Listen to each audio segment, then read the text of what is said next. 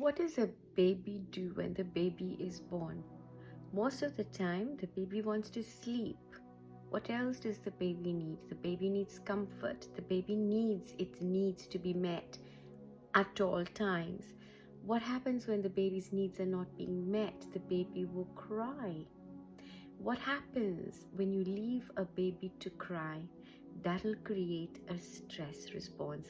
Now, for somebody who is going through a Kundalini awakening, a palpable Kundalini awakening, what is essential for you right now more than anything else is self-care. Self-care with a touch of reverence, not to anything outside of you, but to you, the inside of you. For you to show that level of devotion to yourself. Self-care is vital. When I talk about self-care, I mean the self that is contained, the self that is contained within this body. When we take care of that self, we take care of its autonomy. We take care of the fact that that self that is contained is in fact untainted and not part of conditioned existence. That self is the self that is going to bring to you a realization of the essence of who and what you truly are. That self-care will naturally bring you to a place where you will want to take care of your vehicle. When you're connected with the self, that connection that you feel with that self will lead you onto a practice, a routine, even a ritual where you're going to take care of your vehicle, your body.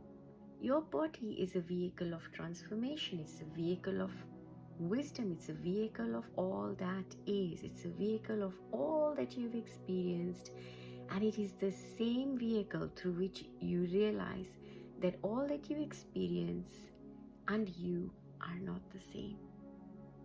That who you are is beyond the experience. Who you are is a collector, the one that collects the experience, but is unattached or connected or involved or engaged with the experience itself. So during a Kundalini awakening, it is absolutely essential for you to engage in self-care, both capital S and small s. Now with the small s self-care, what happens during a Kundalini awakening? You're going through a lot of metamorphosis. You're going through so much change, and this change requires at times for you to rest. It requires a lot of relaxation. Now, if you're not heeding to those calls, you will end up burning out. And what we don't want is a compromised nervous system, and it's at moments like this that you start to experience psychosis.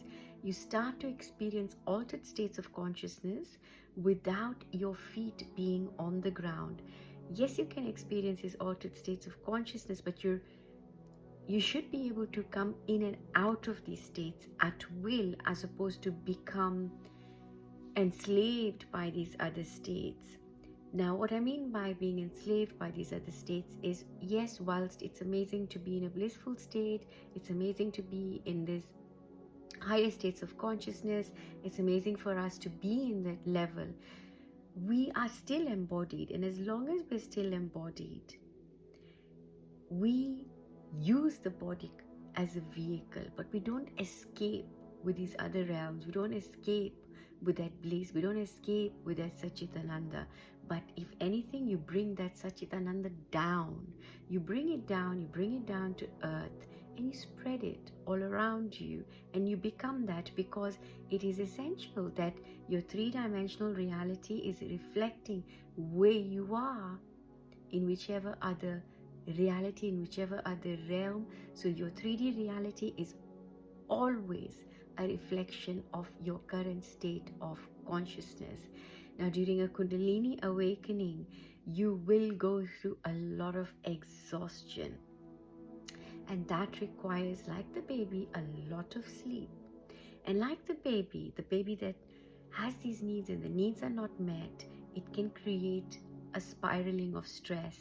You can become chronically stressed as a result of your Kundalini awakening when your nervous system starts to become compromised. That starts to become compromised when there's a push and pull between your mind, your body, and all that is working through you. When, because of your Kundalini, there are moments that you need to rest, there are moments that you're going to feel like doing certain things. You might want to take a walk, you might be attracted towards certain smells, certain metals, certain colors. And your self-awareness will allow you that freedom of going into these moments of awareness so that you know what is happening with you.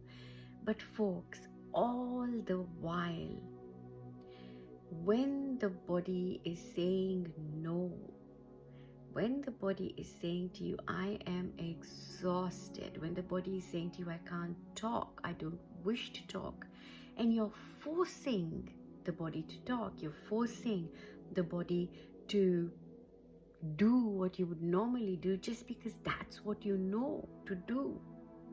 Some of you suffer from guilt of taking any time out of your material life.